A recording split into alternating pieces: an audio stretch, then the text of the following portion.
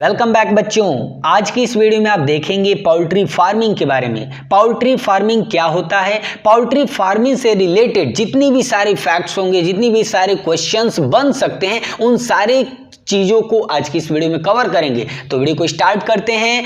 समय बालू की रेत की तरह है, इसे हाथ में लेने की कोशिश मत कीजिएगा। इसे थैला में रखेंगे, बचा रहेगा, कैद रहेगा। तो आइए वीडियो को स्टार्ट करते हैं। समय को नुकसान नहीं करेंगे। तो सबसे पहले समझते हैं पोल्ट्री के बारे में। पोल्ट्री का मतलब क्या होता है। देखिए यहाँ पे जो वर्ड पोल्ट्री है, ये ओल्ड फ्रेंच वर्ड पाउल्ट से बना हुआ है। किससे बना है? पाउल्ट से। और यहाँ पे पाउल्ट का मतलब होता है चिकन। आपने देखा होगा चिकन का मतलब क्या भाई? जो डोमेस्टिक फाउल्स होते हैं उनके यंग वंस को, मतलब बेबी को कहते हैं चिकन। जैसे मुर्गी के बच्चे को कहते हैं चिकन। बात समझ में आ गई? तो आप याद रखिएगा कि ये पोल्ट्री वर्ड का मतलब क्या होता है? चिकन होता है। पोल्ट्री ओल्ड फ्रेंच वर्ड पाउल्ट से बना है और इस पाउल्ट का मतलब होता है चिकन। बात समझ में आ गई? और घरेलू जो पक्षी होते हैं उनके बेबी को कहते हैं चिकन। जैसे मुर्गी के बच्चे को कहते हैं चिकन। बात समझ में आ गई? अब भाई हमको समझना है पोल्ट्री फार्मिंग के बारे में। चूंकि हम इस वीडियो में पढ़ रहे हैं पोल्ट्री फार्मिंग, तो यहाँ पे मतलब है मुर्गी पालन। बात समझ में आ गई? तो मुर्गी पालन के बारे में समझना है। वैसे तो पोल्ट्री का मतलब होता है घरेलू पक्षी, ठीक है। देखिए पोल्ट्री फार्मिंग का मतलब क्या होता है। पोल्ट्री फार्मिंग एक एग्रीकल्चर है। अभी जैसे हमने प्रीवियस वीडियो में आपको बताया था एनिमल हस्बेंड्री के बारे में। एनिमल हस्बेंड्री भी एक एग्रीकल्चर है। इसका मतलब ये मत सोच लीजिए एग्रीकल्चर है तो ये नहीं सिर्फ पौधे को ही बोएंगे, नहीं। एग्रीकल्चर का मतलब ये नहीं होता है। एग्रीकल्चर का मतलब कृषि, चाहे हम मछली पालन करते हो, मुर्गी पालन करें, मधुमक्खी पालन करें, या तो पौधे उगाएं, ये सारे कृषि में ही आते हैं। एग्रीकल्चर है सब, एग्रीकल्चर का ही सब ब्रांच है। बात समझ में आ गई?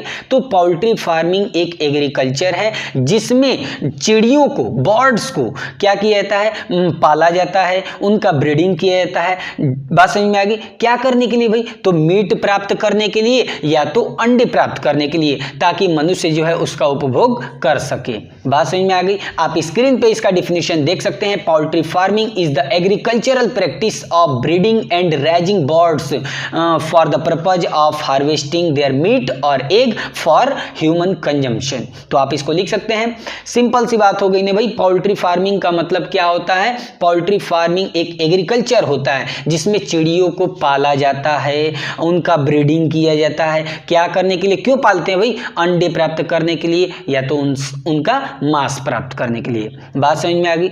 अब देखिए भाई पोल्ट्री इंडस्ट्री में भाई इसका भी पूरा एक उद्योग है। चिड़ियों की खेती की जाती है, बत्तख पालन होता है, मुर्गी पालन होता है, कई सारी चिड़ियों को पालन होता है ताकि उनसे अंडे ज़्यादा से ज़्यादा प्राप्त कर सके, उनसे मांस प्राप्त कर सके। इसीलिए ज़्यादा से ज़्यादा जो है कि इनका पालन किया जाता है। और भाई मनुष्य की जनसंख्या आप देख रहे हैं दिन प्रतिदिन कितनी बढ़ती जा रही है। ह्यूमन पॉपुलेशन बहुत इंक्रीज हो रहा है और इसको बैलेंस करने के लिए ये सब जरूरी है। अगर भाई खाली हम लोग पेड़ पौधे पे डिपेंड हो जाएं तो बहुत गड़बड़ है। शाकाहारी होना अच्छी बात है, लेकिन आप सोचिए कि अगर सब लोग शाकाहारी हो जाएं तब तो पेड़ पौधे ही नहीं बचेंगे। इतना ज़्यादा पॉपुलेशन हो रहा है दिन प्रतिदिन।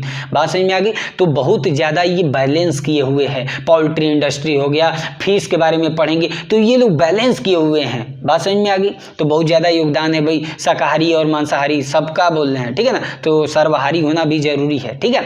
चलिए आप कमेंट करके बताइएगा भाई शाकाहारी है कि मांसाहारी, ठीक है। अब देखिए पोल्ट्री फार्मिंग में सिर्फ ऐसा नहीं होता है कि ये एग्रीकल्चरल बाई प्रोडक्ट्स को जो है कि कन्वर्ट करते हैं। जैसे आपने देखा होगा ये जो मुर्गियाँ होती हैं वे क्या करती हैं? खेतों में चरती रहती हैं और वेस्ट को लेती हैं, वेस्ट खाती हैं और हाई क्वालिटी का मीट देती हैं। ऐसा नहीं है, सिर्फ हाई क्वालिटी का मीट उनसे थोड़ी नहीं प्राप्त होता है। इसके साथ साथ हमको अंडे भी प्राप्त हो जाते हैं, पंख भी उनसे मिलता है और साथ साथ हमको खाद भी मिलता है। जैसे आपने गाँव में देखा होगा कि गाँव के लोग क्या करते हैं? मुर्गी पालन करते हैं। तो वे क्या करते हैं? खेतों में ऐसे ही छोड़ देते हैं। अब भाई खेतों में जो वेस्ट होता है उसको वे मुर्गी खाती है, तो वेस्ट खाती है और हाई क्वालिटी का मीट भी जब खाती है तो मिलता है। मुर्गी मोटी मोटी हो जाती है, मीट बढ़िया मिलता है, इसके साथ अंडा मिलता है, पंख मिलता है और खाद भी हो जाता है, ठीक है ना।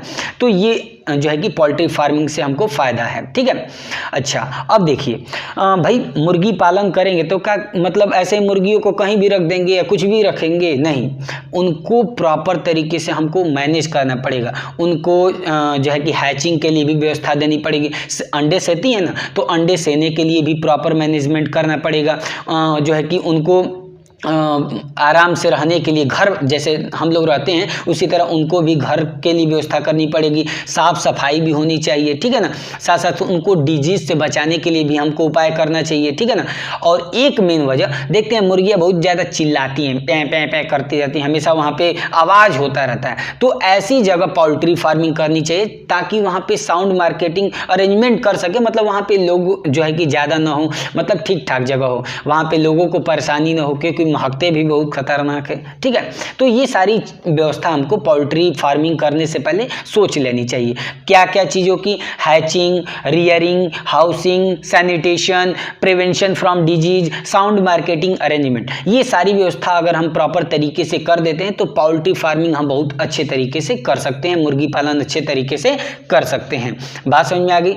अब अभी हमने आपको बताया कि पोल्ट्री का मतलब, पोल्ट्री फार्मिंग मतलब मुर्गी पालन कर दिए, तो ऐसा नहीं है। इसमें कई सारे पक्षी होते हैं जैसे कि डक, बत्तख, गीज, कलहंस, टर्की, आप फिगर में देख सकते हैं, या टर्की को गुनिया फाउल आप फिगर में देख सकते हैं, पीजन आप फिगर में देख सकते हैं। तो ये जो बर्ड्स हैं इनको जो है कि पाला जाता है, इनसे मीट प्राप्त किया जाता है, अंडे प्राप्त किए जाते हैं, ठीक है ना, जो भाई मनुष्य के लिए काफ़ी आवश्यकता भी है, मतलब आवश्यक होते हैं।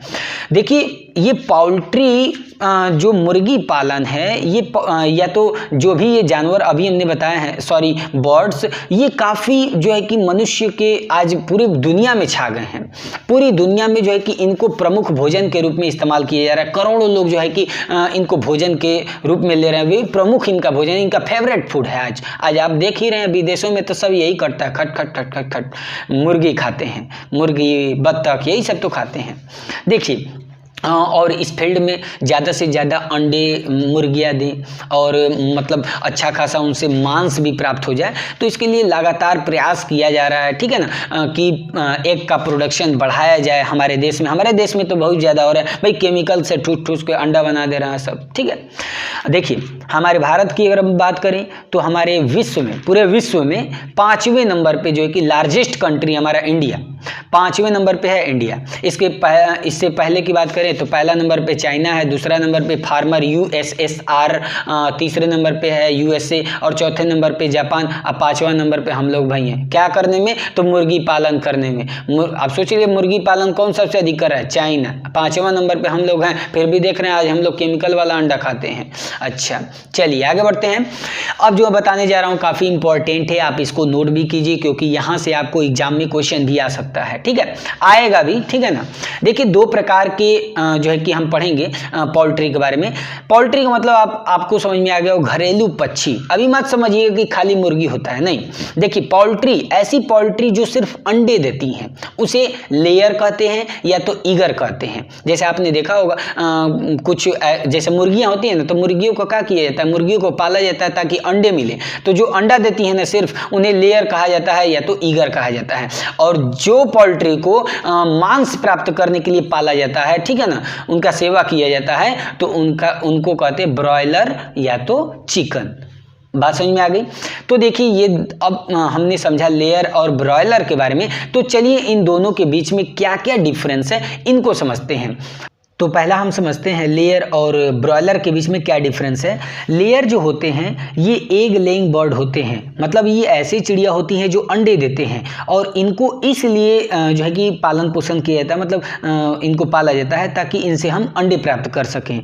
जबकि अगर हम ब्रॉयलर की बात करें तो ब्रॉयलर को इसलिए पाला जाता है, इसलिए इनको मेंटेन किया जाता है ताकि इनसे हम मीट प्राप्त कर सकें। दोनों में काफ़ी डिफरेंस है, एक को अंडे के लिए पालते हैं तो दूसरे को मीट के लिए पालते हैं। दूसरा दूसरा इन दोनों के बीच में डिफरेंस को समझते हैं। दूसरा ये है कि लेयर्स जो होते हैं इनका एज 20 वीक्स का होता है, मतलब ये जो लेयर्स होते हैं ये 20 वीक्स में अंडे देना स्टार्ट करते हैं, जबकि अगर हम ब्रॉयलर की बात करें तो ये लगभग 6 से 7 सप्ताह तक जो है कि ये होते हैं, तो इनको भेज दिया जाता है मार्केट में मीट प्रोडक्शन के लिए। मतलब जैसे ही 6 या 7 सप्ताह के होते हैं तो ये तैयार हो जाते हैं, मतलब इनके अंदर जो है कि मांस हो जाता है और इसलिए इनको बाजार में भेज दिया जाता है ताकि उनको काट काट के लोग मीट के रूप में ले सकें। जबकि लेयर को आप देख रहे हैं तो लेयर्स वाले जो होते हैं इनको 20 सप्ताह तक मतलब ये पाला जाता है। तो 20 सप्ताह तक जब पालते हैं तो ये एग प्रोड्यूस करने का इनका एज होता है। अब भाई डिपेंड करता है लेइंग पीरियड पे, सबका लेइंग पीरियड अलग अलग होता है क्योंकि इसमें भी कई सारे ब्रीड्स होते हैं, किसी का लेइंग पीरियड बहुत ज़्यादा होता है, किसी का कम होता है। तो लेइंग पीरियड के हिसाब से जो है कि लगभग में 20 वीक्स होता है। तो 20 वीक्स में ये एग प्रोड्यूस करते हैं, तब अंडा देना शुरू कर देते हैं। आप कईया तक पालेंगे आप जानिए। देखिए तीसरा समझते हैं। तीसरा ये है कि जो लेयर्स होते हैं इनको पर्याप्त मात्रा में स्पेस की आवश्यकता होती है, पर्याप्त मात्रा में स्पेस हो, लाइट हो। कहें कि भाई आप ऐसे कमरे में रख दें जहाँ पे एकदम अंधेरा हो, लाइट का व्यवस्था ना हो, एकदम चाँप के उसी में जगह ना हो, तो कैसे रहेंगे सब। तो बात समझ में आ गई। तो पर्याप्त मात्रा में इनको स्पेस चाहिए और लाइट चाहिए, किसको, लेयर को।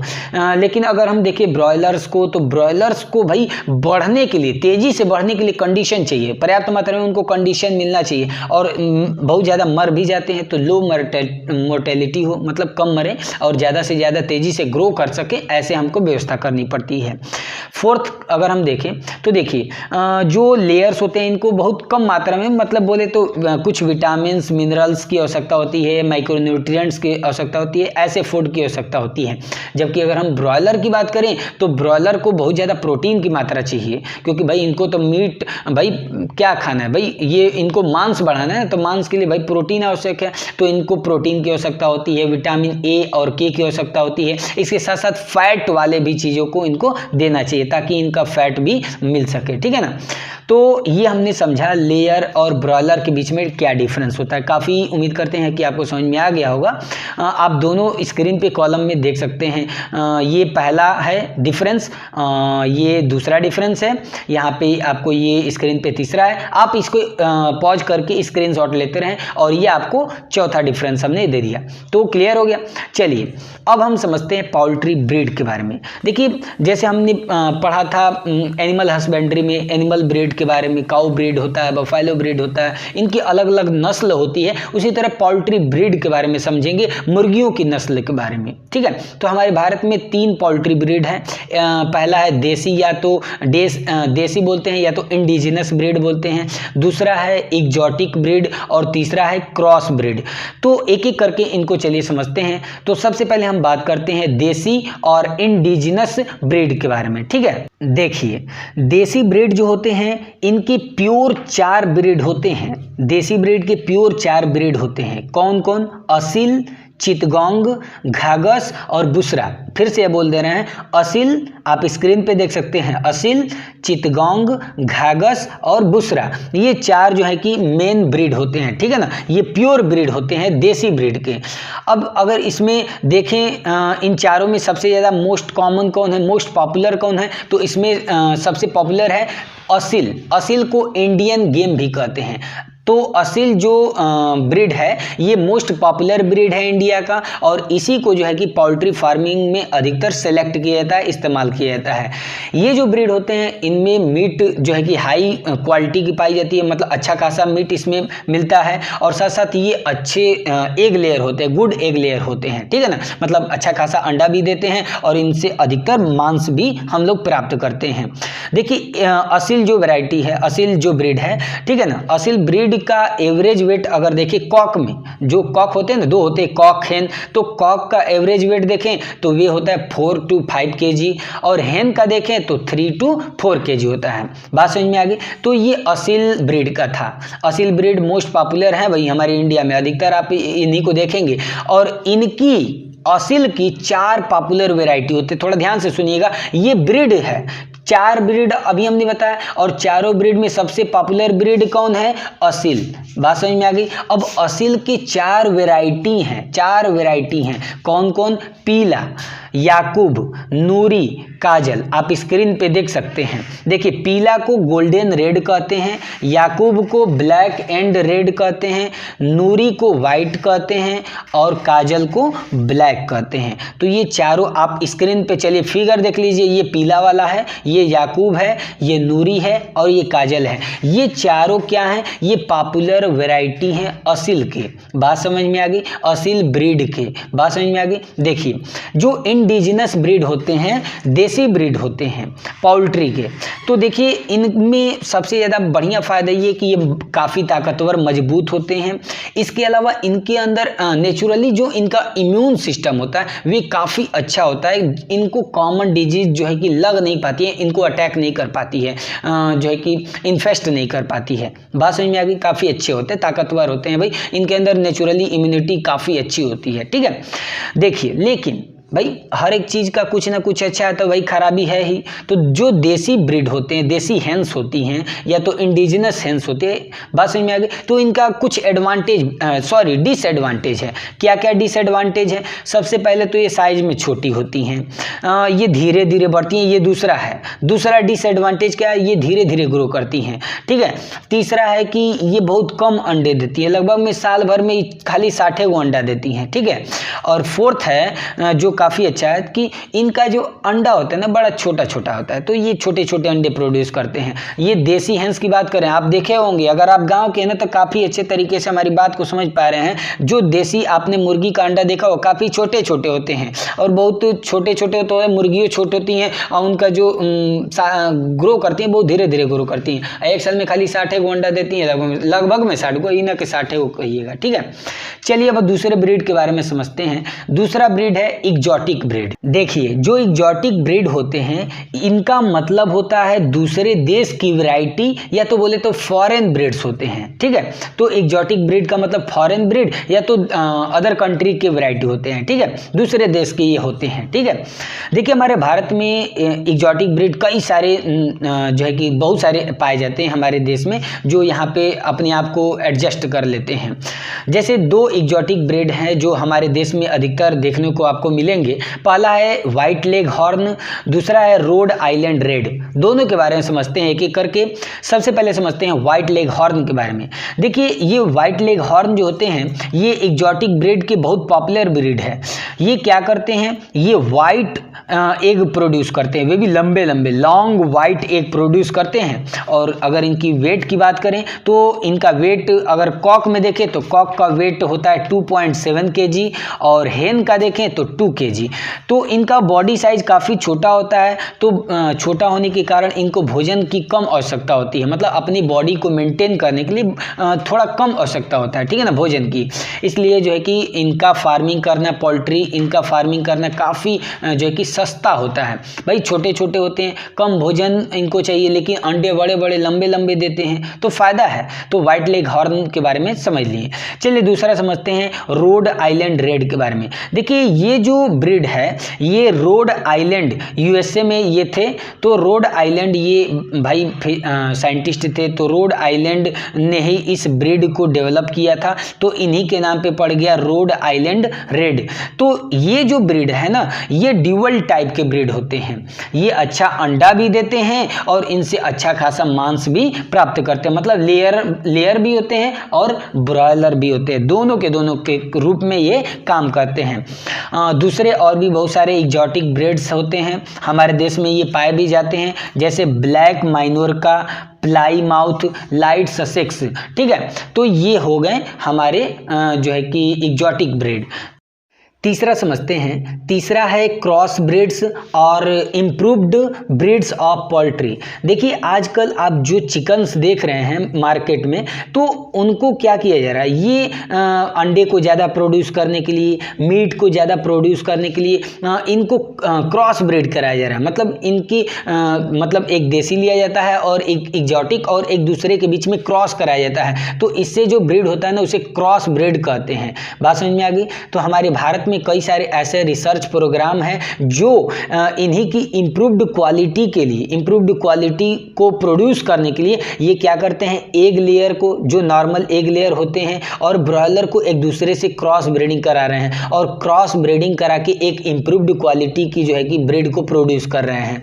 कई सारे ऐसे क्रॉस ब्रीड की इम्प्रूव्ड वैरायटी हैं जैसे कि HH260, IBL 80, B77, ILS 82, ये कुछ जो है कि क्रॉस ब्रीडिंग की इम्प्रूव्ड वर्जन है, ये इम्प्रूव्ड क्वालिटी के हैं, ठीक है, ब्रीड हैं ये सब, ठीक है। देखिए हमारे भारत में पहले इतना जो है कि अंडे पे जोर नहीं दिया जाता था, अंडे का उत्पादन इतना, मुर्गियों का पालन पे उतना ध्यान नहीं दिया जाता था, लेकिन दिन प्रतिदिन जनसंख्या बढ़ने लगी और लोगों का भाई जनसंख्या बढ़ेगा तो भाई भोजन भी आवश्यकता होगी, तो जनसंख्या को भोजन के लिए बैलेंस करने के लिए ताकि पर्याप्त मात्रा में सभी लोगों को भोजन प्राप्त हो सके, तो भाई क्या किया गया, ये पोल्ट्री फार्मिंग पे जोर दिया गया ताकि ज़्यादा से ज़्यादा अंडे का प्रोडक्शन हो, मीट का प्रोडक्शन हो, ठीक है। तो अंडे को के उत्पादन को बढ़ाने के लिए एक रिवॉल्यूशन चला गया हमारे देश में जिसे कहा जाता है सिल्वर रिवॉल्यूशन, ठीक है। सिल्वर रिवॉल्यूशन में क्या हुआ कि अंडे को बढ़ाने के लिए जो है कि क्रांति चलाएगी, अंडे को तेजी से बढ़ाया गया, ठीक है। तो सिल्वर रिवॉल्यूशन आप याद रखिएगा। सिल्वर रिवॉल्यूशन किससे संबंधित है, एग प्रोडक्शन से, लार्ज नंबर में एग प्रोडक्शन से, ठीक है। देखिए कई सारे ऐसे सेंटर है जहाँ पे पोल्ट्री की ब्रीडिंग की जाती है, तो एक है सेंट्रल पोल्ट्री ब्रीडिंग फार्म है, कहाँ कहाँ पे है भाई, तो बॉम्बे में है ये सेंट्रल पोल्ट्री ब्रीडिंग फार्म, ठीक है। कहाँ पे है, बॉम्बे में, भुवनेश्वर में, हसरघाट और चंडीगढ़, ये सारे जो है कि ये क्या है भाई, तो ये फार्म है जहाँ पे ये पोल्ट्री ब्रीडिंग कराई जाती है। वहाँ पे क्या किया जाता है कि अच्छे हाई क्वालिटी के एग को प्रोड्यूस करने के लिए और ऐसे ब्रॉयलर को लिया जाता है, ऐसे ब्रॉयलर की ब्रीड को प्रोड्यूस किया जाता है जो फास्ट ग्रो हो, और ऐसे लेयर का प्रोड्यूस किया जाता है, ऐसे लेयर के ब्रीड को जो है कि प्रोड्यूस किया जाता है ताकि वे ज़्यादा से ज़्यादा अंडा दे सके। तो ये सारे ऐसे सेंटर है जहाँ पे ये ब्रीडिंग का प्रयास चलता रहता है, ब्रीडिंग की जाती है और कई सारे ऐसे रिजल्ट भी निकले हैं। आज आप देख रहे हैं कि मार्केट में हर जगह अंडे अवेलेबल हैं, तो वजह यही है सेंट्रल पोल्ट्री ब्रीडिंग फार्म में यही सब तो किया जाता है, जो है कि ब्रीडिंग पे खास ध्यान दिया जाता है, अच्छी से अच्छी क्वालिटी, अच्छी से अच्छी ब्रीड जो है कि प्रोड्यूस किया जाए, इसीलिए एक दूसरे से ब्रीड कराते रहते हैं, ठीक है। तो ये कुछ ऐसे फार्म है, ठीक है। कहाँ कहाँ पे है आप इसको याद रखिएगा, बॉम्बे में, भुवनेश्वर, हसरघाट, चंडीगढ़, ये यहाँ पे सेंट्रल पोल्ट्री ब्रीड फार्म है और यहाँ पे आप समझ सकते हैं क्या हो रहा है, ठीक है। फास्ट ग्रोइंग ब्रॉयलर ब्रीड को जो है कि यहाँ पे जन्म दिया जा रहा है। इसके साथ साथ ज़्यादा से ज़्यादा अंडा प्रोड्यूस हो सके, ज़्यादा से ज़्यादा मांस प्रोड्यूस हो सके, ऐसे ब्रीड को जो है कि वे प्रोड्यूस कर रहे हैं, ठीक है यहाँ पे। चलिए अब हम समझते हैं वैरायटी इम्प्रूवमेंट के बारे में। देखिए देसी अगर मुर्गी होती तो देसी मुर्गी होती तो काफ़ी डिसएडवांटेज है, अभी हमने आपको बताया, तो भाई कम अंडे देंगी, लेकिन दिन प्रतिदिन पॉपुलेशन बढ़ती जा रही है, इसीलिए जो है कि जो ये पोल्ट्री हैं इनकी ब्रीड में इनकी जो ब्रीड है उसको उनकी वैरायटी को इम्प्रूव करने की आवश्यकता है। तो चलिए समझते हैं वैरायटी इम्प्रूवमेंट के बारे में। देखिए जब क्रॉस ब्रीडिंग कराई जाती है इंडियन और फॉरेन ब्रीड्स के बीच तो वैरायटी इंप्रूव होता है। जैसे जब क्रॉस ब्रीडिंग कराई जाती है इंडियन और फॉरेन ब्रीड्स के बीच तो नया वैरायटी डेवलप होता है और उस नए वैरायटी में कुछ डिजायरेबल ट्रेड्स होते हैं। जैसे डिजायरेबल ट्रेड्स का मतलब समझिए, जैसे हम जो चाहते हैं वे ट्रेड्स उनमें आ जाते हैं जब क्रॉस ब्रीडिंग कराई जाती है इंडियन और फॉरेन ब्रीड्स के बीच में। बात समझ में आ गई? तो सबसे पहले आपको ये जानकारी होनी चाहिए कि वैरायटी इंप्रूवमेंट के लिए क्या किया जाता है। तो सबसे पहले वैरायटी इंप्रूवमेंट के लिए इंडियन ब्रीड लिया जाता है और फॉरेन ब्रीड, उन दोनों में क्रॉस ब्रीडिंग करा दी जाती है। जैसे ही क्रॉस ब्रीडिंग कराते हैं तो वैरायटी इंप्रूव हो जाती है जो और एक नई वैरायटी जो है कि प्रोड्यूस होती है और उस नई वैरायटी में कुछ डिजायरेबल ट्रेड्स होते हैं। जैसे आप क्या चाहते हैं, जब पोल्ट्री फार्मिंग करेंगे तो आप जब ब्रीडिंग कराई जाएगी तो आप चाहेंगे कि मुर्गी ज़्यादा से ज़्यादा अंडा दे और उसमें जो है कि मांस भी अच्छा खासा मिले, यही तो चाहेंगे। क्वांटिटी और और क्वालिटी, जो चिक की क्वांटिटी है और क्वालिटी वे प्राप्त हो सके अच्छी खासी। और दूसरा लो मेंटेनेंस रिक्वायरमेंट, मतलब उनको मेंटेनेंस का खर्चा बहुत कम लगे, मतलब कम खिलाएं और ज़्यादा से ज़्यादा अंडा दें और उनका बॉडी भी, मतलब मांस भी उनसे अच्छा खासा प्राप्त कर सकें। तो ये 2 पॉइंट हैं, ठीक है, quantity and quality of chicks और लो मेंटेनेंस रिक्वायरमेंट, ये 2 डिजायरेबल ट्रेट हैं। इसके अलावा भी बहुत सारे हैं, जैसे जो ब्रॉयलर होते हैं ना, देखते हैं आप, ब्रॉयलर का मतलब बताया क्या है, मांस जिससे प्राप्त होते हैं, ठीक है। तो ब्रॉयलर जो हो वे ड्वार्फ हो, बौने हो। तो बौने क्या हो, बौने होने से फायदा ये है कि जब छोटे होंगे तो मांस उनमें ज़्यादा होगा, ठीक है, और उनमें हाई टेम्परेचर को टॉलरेट करने की क्षमता भी आ जाएगी। तो बहुत सारी ऐसी चीज़ें हैं, जैसे कई सारे ऐसे क्लाइमेटिक कंडीशन है जिनको वे आसानी से सह सकते हैं, उनके अंदर वे टॉलरेंस जो है कि कैपेसिटी आ सकती है। तो पूरे का मतलब ये हुआ कि जो पोल्ट्री फार्मिंग जब किया जाता है, तो पोल्ट्री फार्मिंग जब हमको वैरायटी इम्प्रूवमेंट की बात आती है, तो वैरायटी इम्प्रूवमेंट करने का सबसे बड़ा ये मकसद होता है कि उनमें हमारे जो डिजायरेबल ट्रेट हैं वे आ सकें। तो जब हम क्रॉस ब्रीडिंग कराते हैं तो नई वैरायटी जो जन्म लेती है, डेवलप होती है, उनमें ये डिजायरेबल ट्रेट होती हैं। चिक की क्वांटिटी अच्छी हो जाती है, चिक की क्वालिटी अच्छी होती है, लो मेंटेनेंस रिक्वायरमेंट होती है, साथ साथ ड्वार्फ ब्रॉयलर होते हैं, उनमें हाई टेम्परेचर को टॉलरेट करने की क्षमता भी बढ़ जाती है। बात समझ में आ गई। अब जो बताने वाली बात है काफ़ी अच्छी है और ध्यान देने वाली बात है आपको। देखिए, पोल्ट्री फार्मिंग का 2 मेन टारगेट है और ये बेसिक टारगेट है।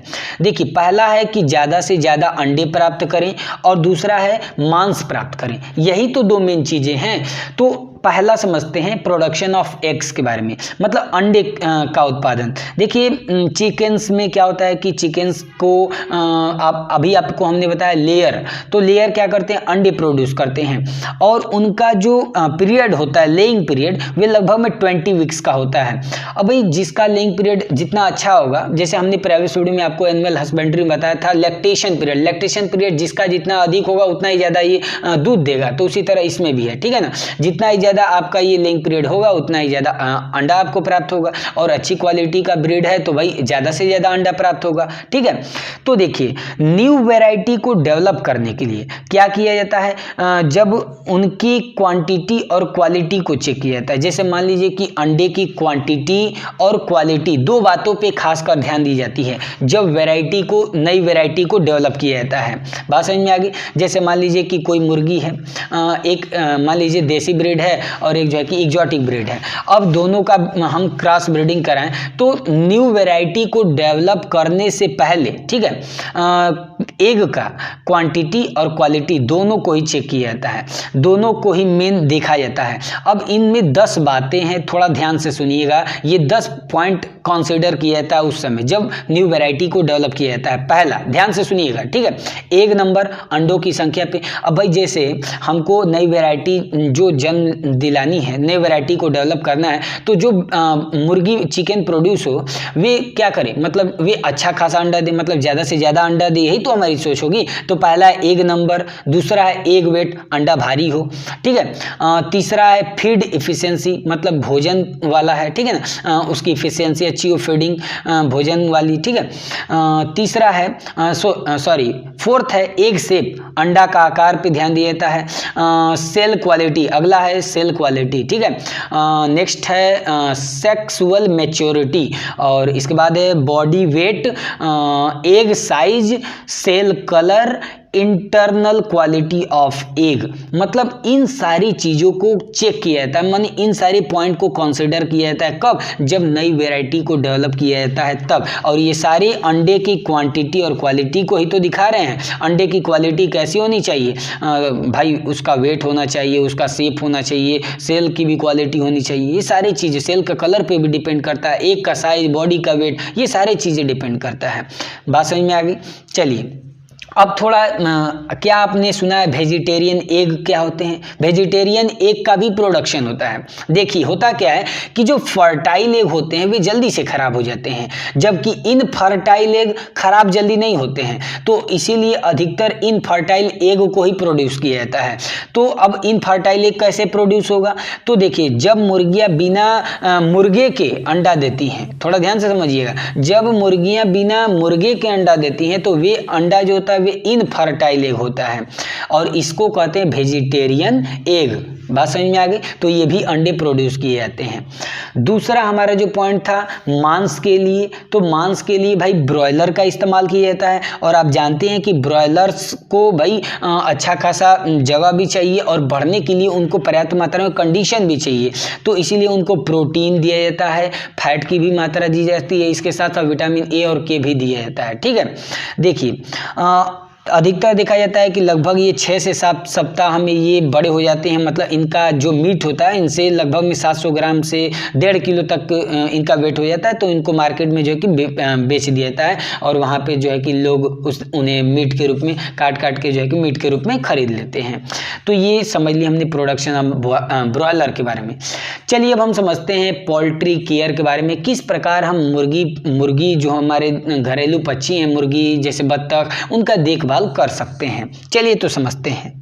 पोल्ट्री केयर को समझने से पहले थोड़ा आप समझिए अपने पे। जैसे आपके घर में अगर एक छोटा सा बेबी है और आप हैं, तो क्या जैसे उसको पालन पोषण किया जाता है आपको भी वैसे किया जाता है? नहीं किया जाता है। वो दूध पीता है, आप तो दूध पिएंगे नहीं। अच्छा, जैसे वो खिलौना से खेलता है तो आप बड़े हो गए, आप क्या खिलौने से खेलेंगे? बात समझ में आ रही है? तो सबका अलग अलग जो है कि रहने के लिए अलग, खाने के लिए अलग, हर एक चीज़ अलग होता है। उसी तरह पोल्ट्री केयर की बात करें अगर, तो देखिए पोल्ट्री में भाई 2 प्रकार की हमने पोल्ट्री को समझा, एक तो लेयर वाला और एक ब्रॉयलर। तो लेयर और ब्रॉयलर के लिए रहने के लिए, उनके खाने के लिए जो व्यवस्था होती है वे दोनों अलग होती है। तो एक एक करके दोनों को समझते हैं। सबसे पहले हम समझते हैं care for the layer. Layer के लिए क्या क्या देखभाल करनी चाहिए, क्या क्या जरूरत होती है उनको। तो देखिए लेयर के पूरे लाइफ में 2 मेन फेज होते हैं। पहला है ग्रोविंग पीरियड और दूसरा है लेइंग पीरियड। देखिए पहला समझते हैं ग्रोविंग पीरियड के बारे में। तो ग्रोविंग पीरियड जो है ये पोल्ट्री मतलब लेयर वाले का लाइफ में फर्स्ट फेज होता है, और इसको कहते हैं ग्रोविंग फेज। और इस ग्रोविंग फेज में जो चिकन्स होते हैं उन्हें ग्रोवर कहते हैं, और इनको इस समय ज़्यादा स्पेस की आवश्यकता होती है, क्योंकि ये छोटे छोटे होते हैं और ग्रोविंग पीरियड में ये बढ़ने लगते हैं, बढ़ते हैं, तो इन्हें ग्रोवर कहा जाता है। और जब बढ़ेंगे भाई तो स्पेस चाहिए, तो ग्रोविंग पीरियड में इनको स्पेस की आवश्यकता होती है, अच्छा खासा पर्याप्त मात्रा में स्पेस चाहिए। अब भाई ओवर क्राउडिंग होगी, ज़्यादा से ज़्यादा भीड़ भाड़ होगा, तो उनका जो ग्रोथ होगा वे सप्रेस होगा, थोड़ा कम हो जाएगा, ग्रोथ पे इफेक्ट पड़ेगा। ठीक है, और साथ साथ जो है कि रेस्ट्रिक्टेड और कैलकुलेटेड मैनर में उनको भोजन की भी आवश्यकता होती है। बात समझ में आ गई। दूसरा है लेइंग पीरियड। अभी हमने बताया 2 पीरियड होते हैं, ग्रोइंग पीरियड, लेइंग पीरियड। तो लेइंग पीरियड के बारे में समझते हैं। देखिए लेइंग पीरियड थोड़ा समझिए, लेइंग पीरियड का मतलब क्या है। देखिए सेक्सुअल मैच्योरिटी से लेकर एग लेइंग तक, मतलब जो पोल्ट्री है तो उसकी सेक्सुअल मैच्योरिटी से लेकर जब तक कि वे अंडा नहीं देता है तब तक के पीरियड को कहते हैं लेइंग पीरियड। बात समझ में आ गई। और जो चिकन्स होते हैं ना उसको कहते हैं लेयर। अभी हमने बताया कि जो अंडे देते हैं उसे लेयर कहते हैं। ठीक है, तो लेयर्स को पर्याप्त मात्रा में जगह चाहिए होता है, लाइट चाहिए होता है। लाइट की इंटेंसिटी बहुत ज़्यादा इफेक्ट करती है उनको अंडे सेने के लिए, कहें कि भाई अंडा जब सेते हैं, अंडा देते हैं तो बहुत ज़्यादा लाइट की इंटेंसिटी अच्छी खासी होनी चाहिए। उस समय लगातार लाइट मिले, पर्याप्त मात्रा में लाइट मिले तो काफ़ी बेहतर है। ठीक है, और भोजन की अगर हम बात करें तो उनको भोजन में सबसे अच्छा भाई भोजन में सबसे अच्छी क्वालिटी विटामिन होनी चाहिए, मिनरल होना चाहिए, और साथ साथ माइक्रो न्यूट्रिएंट्स होने चाहिए पर्याप्त मात्रा में। जब वे अंडे को हैच करते हैं तो उनको चाहिए। लेकिन अगर हम ब्रॉयलर की बात करें तो उस प्रकार का कंडीशन नहीं है। देखिए इनको रहने के लिए भाई तो स्पेस चाहिए, अच्छा खासा स्पेस होना चाहिए, क्योंकि इनको भाई ये क्या होते हैं, इनको हम मीट के लिए इस्तेमाल करते हैं, ये भी बड़े होते हैं। तो सेम बातें वही है, थोड़ा सा डिफरेंस यहाँ पे ये है कि इनको भाई फास्ट ग्रो करना होता है। तो फास्ट ग्रो करने के लिए अच्छा खासा स्पेस होना चाहिए, और भोजन में इनको खास ध्यान दिया जाता है। भोजन में इनको प्रोटीन ज़्यादा मात्रा में, और फैट, और इसके साथ साथ विटामिन में विटामिन ए और विटामिन के जो है कि देना चाहिए। तो ये इनका भोजन में होना चाहिए। अगर ये भोजन में नहीं तो भाई इनका ग्रोथ अच्छे से नहीं हो पाएगा और हमको मांस भी अच्छा खासा नहीं मिलेगा, मरेला जैसा मरा हुआ जो है कि हमको मिलेगा। ठीक है, तो इसीलिए इनके भोजन में खास ध्यान दिया जाता है प्रोटीन का, फैट का और साथ विटामिन ए और के का। ये बात आप ये नोट कीजिएगा, ब्रॉयलर का ये भोजन है और ये भोजन में होना चाहिए। बात समझ में आ गई? तो ये हमने समझा इनके बारे में, कैसे हम पोल्ट्री केयर कर सकते हैं, जो मुर्गी पालन में कैसे हम देखभाल कर सकते हैं। चलिए एक लास्ट टॉपिक है जो आप सभी जानते हैं, हमारे लास्ट में एक ही बात तो आती है, सारा चीज़ समझ लिए, खाने पीने हर एक चीज़ का समझ लिए। अब समझना है कि भाई पोल्ट्री जो मुर्गियां होती हैं या जो घरेलू पक्षियां होती हैं उनमें कौन कौन से डिजीज लगते हैं। तो खासकर हम मुर्गी पालन पढ़े तो मुर्गियों के बारे में समझेंगे। तो चलिए अब हमारा हेडिंग होगा डिजीजेज ऑफ पोल्ट्री, मुर्गियों की बीमारी के बारे में। ठीक है, तो देखिए जो पोल्ट्री बर्ड्स होते हैं, मतलब अब भाई मुर्गी मत समझिए खाली, बहुत सारी चिड़िया होती है ना, उनको पालते हैं, बतख पालते हैं, बहुत सारी चीज़ें होती हैं, तो इनको पाला जाता है। तो पोल्ट्री बर्ड्स में बहुत सारे अलग अलग प्रकार के जो है कि रोग लग जाते हैं। जैसे वायरस के कारण भी इनको डिजीज होता है, बैक्टीरिया के कारण भी होता है, फंगी के कारण भी होता है, बहुत सारे डिजीज होते हैं। जैसे वायरस के कारण कौन कौन सा डिजीज होता है? Flu, dermatitis, foul pox, Ranikhet, ये बड़ा फेमस डिजीज है मुर्गियों में। ठीक है, जैसे बैक्टीरिया के कारण कौन कौन सा डिजीज होता है? ट्यूबरकुलोसिस, कलरा, डायरिया। बहुत धीरे धीरे बोले, आपके दिमाग में भाई बैठ जाना चाहिए, TCD ऐसे बैठेगा, TCD बैक्टीरिया के कारण होने वाला डिजीज है ट्यूबरकुलोसिस, कलरा, डायरिया। उसी तरह फंगी के कारण कौन सा डिजीज होता है? एस्परजिलोसिस, इसको आप नोट कर लीजिएगा, एस्परजिलोसिस, फंगी के कारण ये डिजीज होता है। ठीक है ना। और कुछ एनिमल पैरासाइट्स होते हैं जैसे कि वार्म, माइट्स, इनके कारण भी बहुत सारा डिजीज होता है।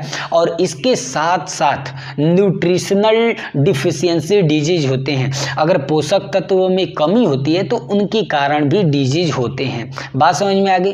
तो अच्छे तरीके से इनको पोषक तत्व मिलते रहना चाहिए, लेयर हो चाहे ब्रॉयलर हो, दोनों को भोजन की आवश्यकता होती है। और इनके अलग अलग प्रकार के भोजन हैं, किसी को विटामिन, मिनरल और माइक्रोन्यूट्रिएंट की मात्रा ज़्यादा चाहिए, तो किसी को क्या चाहिए भाई? प्रोटीन, फैट, इन सब की मात्रा ज़्यादा चाहिए।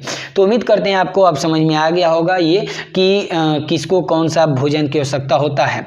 तो उम्मीद करते हैं आपको ये वीडियो पसंद आया।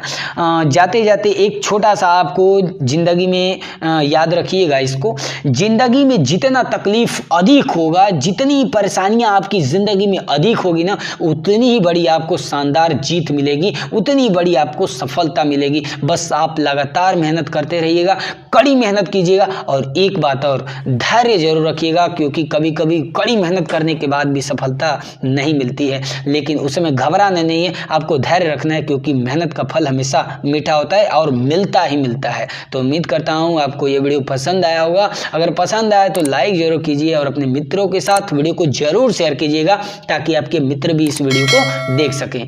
अगली वीडियो मिलते हैं, धन्यवाद।